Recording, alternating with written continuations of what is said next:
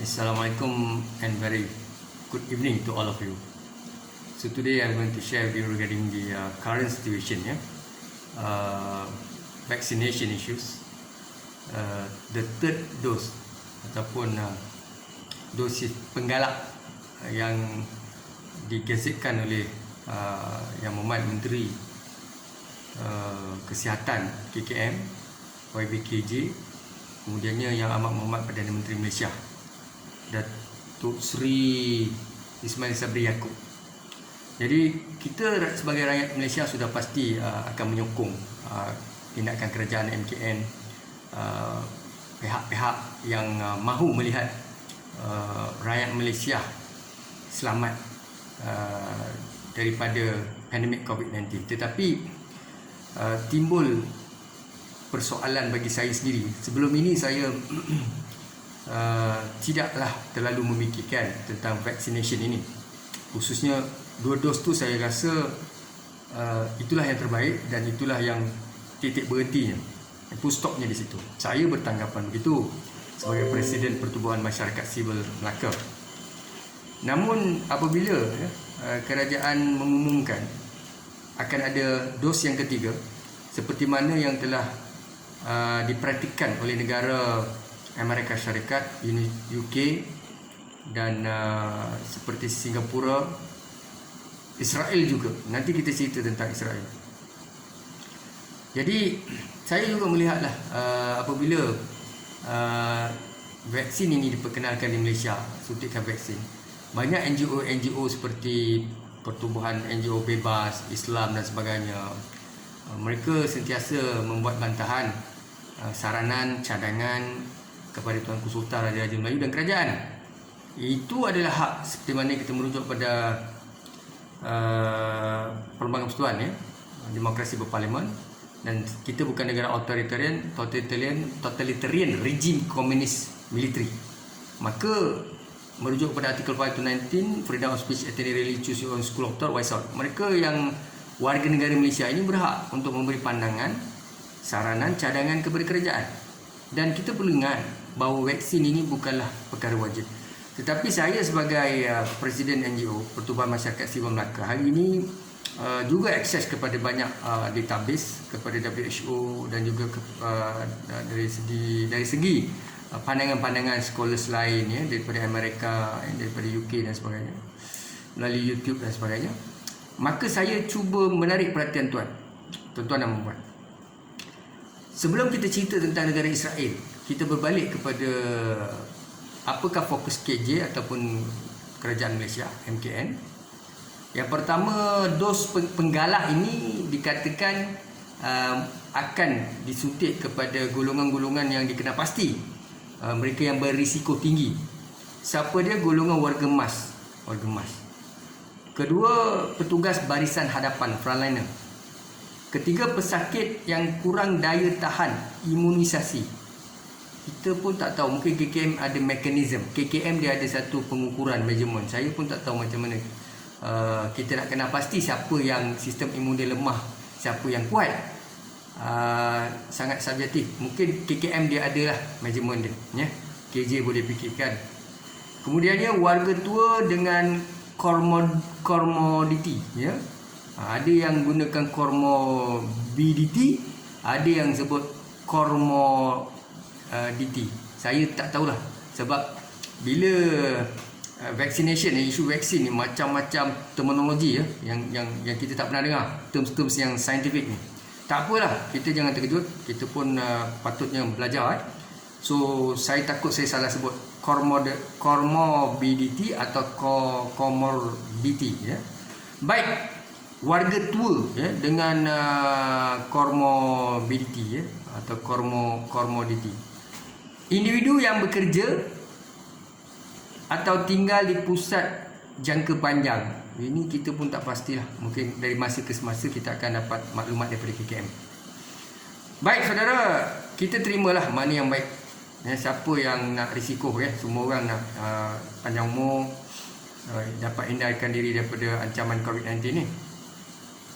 Cuma saya bimbang suntikan macam ini, macam kita tak pernah lalui, Dulu kita lalui BCG masa budak-budak dulu ya. Darjah 6. Lepas tu kena tunggu lama dan tak ada apa pun. Ya. Tapi bila datang Covid ni, kita terkejutlah sebab sekejap ada cadangan, tapi dos penggalak lah. Yang ni yang ketiga dos penggalak. Saya ingatkan 2 dos tu cukup nak rentas negeri, nak pergi shopping, nak pergi mana, lepas tu dah tak ada dos lagi dah. Kita dah okey, sistem imun kita dah kembali aktif dan kita pun boleh melawan ancaman COVID-19. Tapi bila dos yang ketiga ni kita tak tahu macam mana kan. Ini katanya dos penggalak, tapi diberi peringkat-peringkat. Tapi kita berbalik pada Israel ya, tuan-tuan dan puan. Israel negara yang mempelopori ataupun mencipta Pfizer ya. Dan mereka memperkenalkan inovasi vaksin ini 2 dos, dan mereka bertanggapan akan dapat memulihkan atau menangani ancaman COVID di kalangan rakyat Israel. Kemudiannya kita melihat Israel sudah melihat trend peningkatan pesakit COVID di negara mereka.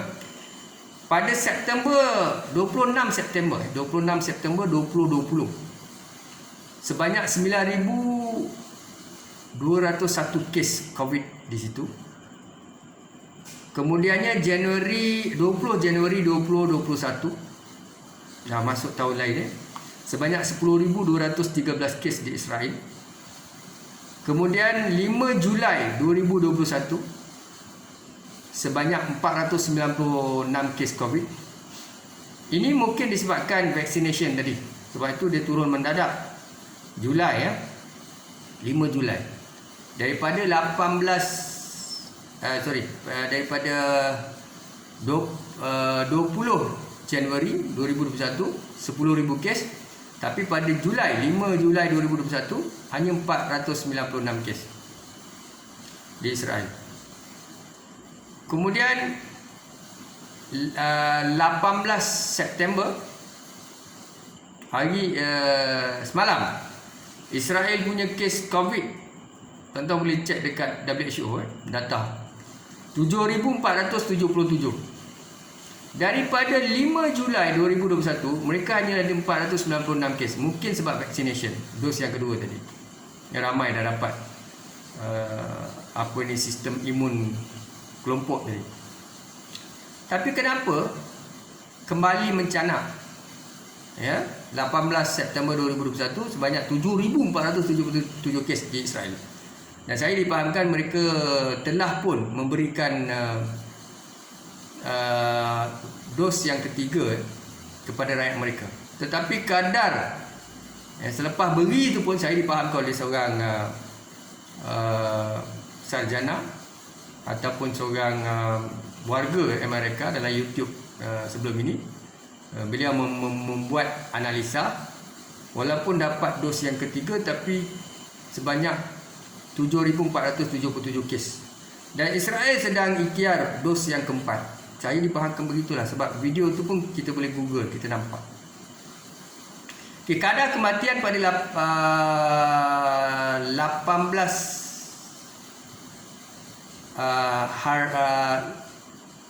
September 2021 kadar kematian di Israel 7,511. Okey. Itu jumlah kematian di Israel, jumlah penuh lah. Tetapi kematian 2 hari lepas, 17 September 2021 ya, kematian semasa. Ini kematian semasa hanya 29 orang. Tapi mungkin kematian terkumpul mereka adalah 7,511. Tuan-tuan cek balik lah, cek balik. Saya tak ada nak petikai apa-apa. Saya menyokong penuh kerajaan Malaysia, sebab kita pun tahu kalau kita viral perkara yang menggusarkan, memberi ketakutan, memfitnah, fake, kita boleh diambil tindakan di bawah akta SKNN ataupun multimedia. Kita faham ya, kita tidaklah pernah mempertikai kerajaan MKN, dan saya cuma berfungsi pandangan peribadi dan saya merujuk kepada data WHO. Cumanya saya risau sebab saya terfikir sampai bila kita nak cocok vaksin? Saya pun risau juga. Asyik cocok je vaksin kan. Kalau kita minum susu lembu daripada Amerika, bulan ni kita minum susu lembu daripada Amerika, okey, kita boleh terima. Kemudiannya kita minum susu lembu daripada India bulan depan, kita boleh terima. Kemudiannya kita minum susu daripada Australia, kita boleh terima. Kemudiannya kita minum susu lembu daripada China, kita boleh terima. Sebab kalau dia bagi 30 kali pun susu lembu, tak ada masalah, kita boleh minum. Sebab itu susu. Susu, ya, minuman atau buah-buahan. Tapi bila suntik vaksin ni, saya tak ada kepakaran. Saya tak mau komen tentang apakah kesannya, sebab saya tak ada kepakaran. Cuma saya merayu pada kerajaan yang kita percaya, menteri yang kita percaya, pihak-pihak berkuasa yang kita percaya, kita mintalah. Sebab tu saya selalu sebut, Malaysia ini sepatutnya, di samping kita menerima input dan menerima vaksin daripada luar negara, kita patutnya ada satu institusi penyelidikan diraja. Kenapa saya sebut diraja? Sebab bila diraja, dia mempunyai kelas dia. Dia punya profesionalism tu tinggi. Pemantauan tu tinggi. Institusi penyelidikan COVID diraja Malaysia. Ya? Kita tubuhkan. Dan kita ambil profesor-profesor kita, pakar-pakar kita, saintis-saintis kita, tempatkan di situ. Dan kita perlu ada, kalau MKN dia nak letak situ pun bolehlah, tapi jangan ganggu penyelidikan doktor dan profesor. Tapi bagi saya lebih baik profesor saintis. Sebab bila kita sebut saintis, apa beza saintis Malaysia dengan saintis Amerika? Apa beza saintis Malaysia dengan saintis Israel? Apa beza saintis India dengan saintis Malaysia? Apa beza saintis Sri Lanka dengan... Maknanya bagi saya, saintis memanglah saintis, genius, scholars. Jadi mereka patut didorong dan kita perlu satu institusi. Bukan saja kita menerima vaksin, ya, ikut Amerika, ikut UK, ikut Australia, Israel, tapi kita juga perlu kita punya pakar yang kita yakin dan percaya membuat kajian demi kajian terhadap kes-kes menyuntik vaksin kepada kanak-kanak, ya, kepada remaja, kepada warga emas, kepada mereka yang dapat 2 dos, apa berlaku, jenis-jenis vaksin ni diperbuat daripada apa, bahan apa kontennya, kita pun bukan tahu sebab kita bukan saintis, doktor perubatan. Jadi kajian di Makmal ataupun pusat kajian apa saya sebut tu, Institut Penyelidikan COVID diraja Malaysia ini, dan kita perlu di samping kita buat research, memahami vaksin-vaksin yang mereka beri, dan kita juga perlu menghasilkan vaksin. Kalau kita asyik terima saja, kita tak ada daya tahan, kita tak ada satu mekanisme untuk mencipta. Malaysia, kereta kita boleh buat, Amerika ada kereta, kita buat kereta, India ada kereta, kita buat, ya, Indonesia, Singapura ada kereta. So kenapa Malaysia boleh buat automobil ataupun kenderaan proton, Pro 2, tapi bila vaksin ni kita banyak mengharapkan Amerika, Israel, India, China, jadi dekat situ saya rasa tak ada masalah, sebab kita pun nak cepat. Sebab kalau macam ikut pengalaman kita sebelum ni, bila kita lambat mohon bekalan atau menempah vaccination ini, maka kita terima lambat, ya, sebab negara lain dia dah terima lebih awal sebab dia tempah awal. Jadi bagi saya tak ada masalah untuk kita setuju. Tetapi isunya, Khairy Jamaluddin, YB Khairy Jamaluddin sebagai Menteri KKM, Yang Amat Berhormat Perdana Menteri Malaysia, Datuk Seri Ismail Sabri Yaakob, kita mintalah supaya berjiwa rakyat menjadi pendengar yang baik. Jangan ugut, jangan tangkap, jangan sergap. Sebab rakyat dia akan jadi macam saya lah. Saya sangat lestari, sangat profesional. Boleh terima pandangan kajian, kita setuju. Nak cocok-cocok lah, ya. Dos apa? Penggalak 3, tak ada masalah. Kita sokong, kita bersama kerajaan. Tak ada pernah saya petikai. Cuma saya sharing value saya, pandangan peribadi saya. Dan saya banyak memberi saranan sebagai Presiden Pertubuhan Masyarakat Sivil Negeri Melaka, memberi pandangan, saranan kepada perlahan yang menjadi mata dan telinga kerajaan, ya, agensi penguasa. Kita sokong kerajaan, agensi penguasa, Akta Polis 1967. Kita sokong tuanku, hormati tuanku Sultan dan Raja Melayu, ya. Tak ada masalah. Tapi kita bimbang asyik cocok saya ni. Jadi kita tak tahu adakah kita ikut saja Amerika, Israel. Sebab saya tengok juga YouTube Israel, macam mana pakar-pakar tertentu dia rasa risau juga. Israel dia ingat dos yang 2 dos tu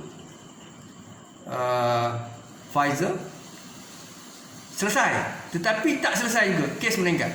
Selepas itu dia mula-mula suntik tu dia turun lah, kemudiannya terus mendadak bulan September. Mereka buat 3 dos pun naik juga. Jadi dia usahalah. Jadi doa saya kepada saintis Malaysia, saya rasa Allah takkan ubah nasib kita, melainkan kita mengubah nasib kita sendiri. Kalau kita tak buat research sendiri, kita asyik mengharap saja, kita pun takutlah juga. Jadi bagi saya, dia buat sementara kita tak ada pilihan, tapi tolonglah wujudkan Institut Penyelidikan COVID Diraja. Ya, pakar-pakar profesor di situ. Kalau pada mulanya kita nak ambil 1-2 pakar daripada negara lain pun tak apa. Saya kan sebut Israel orang melenting kan. Tak boleh, sebab Israel ni dia champion. Jadi kadang-kadang adakah ini istilah darurat? Ya, maknanya kalau kita memang tak boleh nak terima negara-negara Israel ini, jangan fikir, jangan bergaduh pasal Israel, buang masa kita. Ambillah daripada India.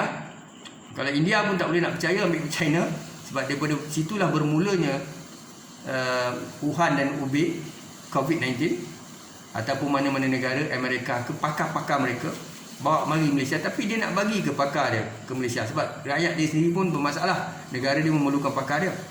Sebab itulah saya kata kita Malaysia ni terlalu banyak bergantung pada kita ada profesor, ya. Kita memang kita tahu kita ada profesor, tapi bila vaksin ni dah tak tahu dah profesor kita pun senyap, ya kan? Kenapa profesor kita senyap?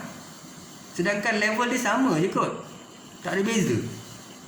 Kenapa profesor yang dihasilkan di Malaysia ada beza ke profesor yang dihasilkan di India? Ada ke beza profesor yang dihasilkan India dengan China dengan profesor di Malaysia? Adakah beza profesor di Israel dengan profesor di Malaysia? Kenapa tuan? Tuan-tuan dan puan, saya pun tak tahu di mana silap kita. Mungkin kerajaan juga perlu mengkaji, ya, apakah kualiti profesor kita, pakar-pakar saintis kita ni. Kenapa bila bab-bab macam ni semua dah tak boleh nak bertindak? Walaupun memang saya orang pertama bila COVID ni wujud di Malaysia menyarankan kepada kerajaan Pakatan Harapan untuk menubuhkan pusat-pusat penyidikan di setiap negeri. Paperwork tu saya hantar pada Tun Mahathir. Banyaklah cadangan saya. Krisis, macam mana nak handle krisis. Tapi ada perkara yang pakatan terima, ada perkara yang pakatan dangkal. Contohnya bawa masuk pelancong asing, ya, ke Masjid Putra, ya. Itu menteri yang sombong masa pakatan dulu. Dia bercakap, tuan-tuan boleh tengok video dan sebagainya. Dia kata mana ada COVID boleh dibawa oleh penyakit, boleh tersebar di Malaysia, dibawa oleh pelancong Cina. Ya, lepas tu kita tengoklah perkembangan COVID di Malaysia ni macam mana. Saya dah menyarankan supaya jangan benarkan pelancong masuk ke Malaysia. Sekatan awal kita perlu buat. Tapi apa pun tuan-tuan, kita nak salahkan pun bagi saya buang masa kita lah. Cuma sekarang ni saya melihat COVID ni, dia macam Perdana Menteri kita sebutlah, Yang Amat Berhormat Datuk Seri Ismail Sabri. Kerajaan tak boleh kurung rakyat. Kerajaan tak boleh mengurung rakyat sebab dia akan ada kesan lain, ya, kemurungan, ya, ada yang lompat sana lompat sini, bunuh diri, tekanan, depres, ya, orang nak cari rezeki, ekonomi Malaysia tergugat dan sebagainya, ya.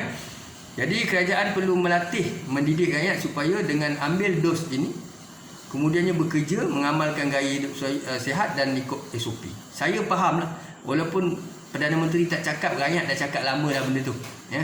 Saya sendiri pun dah sarankan kepada kerajaan banyak kali, ya, Perikatan Nasional, video, audio dan sebagainya, ya. Yang mana kita tak boleh, kita terpaksa hidup dengan COVID-19 ni. Tak boleh nak lari dah. Cumanya, tuan-tuan jangan marah saya. Nauzubillah min zalik, kita istighfar, astagfirullahalazim, astagfirullahalazim. Maknanya tuan, kita pun tak tahu nasib kita semua ni. Kita tak tahu. Kita ambil vaksin, ya. Yalah. Apa nasib kita tak tahu lah. Ya. Sebab COVID ni dia tidak menjamin, sebab kita hidup dengan dia. Sebab itulah kita kena ambil vaksin ini yang dikatakan boleh membantu kita menyelamatkan nyawa dan memperkuatkan sistem imun kita. Yang lain daripada itu kita tidak tahu apa akan berlaku, ajal kita. Ya. Sebab tu saya nasihatkan diri saya dan semua orang yang mendengar audio ini supaya sentiasa mengamalkan SOP, ikut sajalah cadangan kerajaan, KKM, MKN, pihak berkuasa tempatan. Tapi kalau tuan-tuan ada disebut kemusykilan, keraguan berapa kali nak suntik, itu bukan tuan-tuan saja, saya pun sama.